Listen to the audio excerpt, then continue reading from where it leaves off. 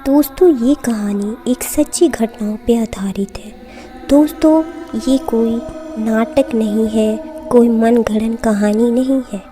ये सच में एक औरत के साथ घटित हुआ है। दोस्तों, वो औरत कोई और नहीं, मेरी माँ है।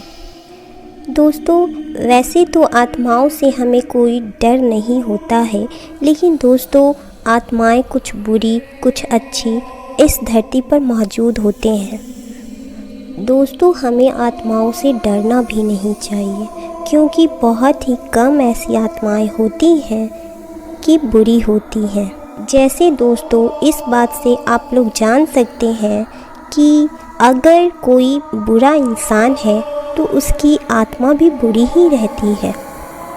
तो आत्माओं में भी कुछ अच्छे कुछ बुरे होते हैं। तो जो बुरी आत्माएं होती हैं बस वही हमें परेशान करती हैं और कोई भी नहीं करता।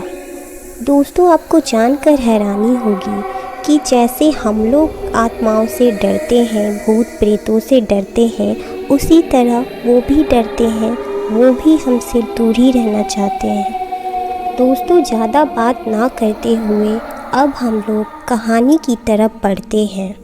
लेकिन दोस्तों, अगर आपको हॉरर स्टोरी पसंद है तो आप प्लीज़ मेरे चैनल को सब्सक्राइब कर दीजिएगा।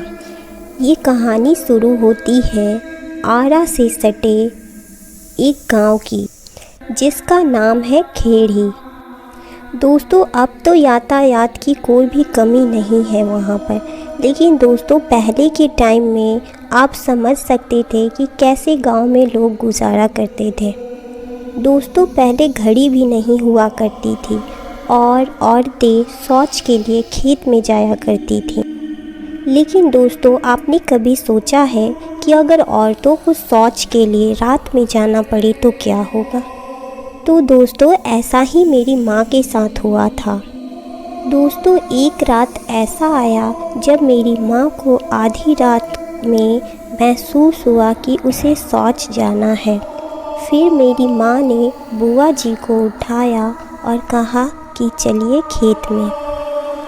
दोस्तों, वो लोग शौच के लिए निकल पड़े खेत की तरफ। तो वो खेत की तरफ जा रहे थे, तभी मेरी बुआ ने कहा कि लगता है कि हम लोग बहुत पहले आए हैं, आधी रात में आ गए हैं, इसलिए कोई भी औरत नहीं दिख रही है।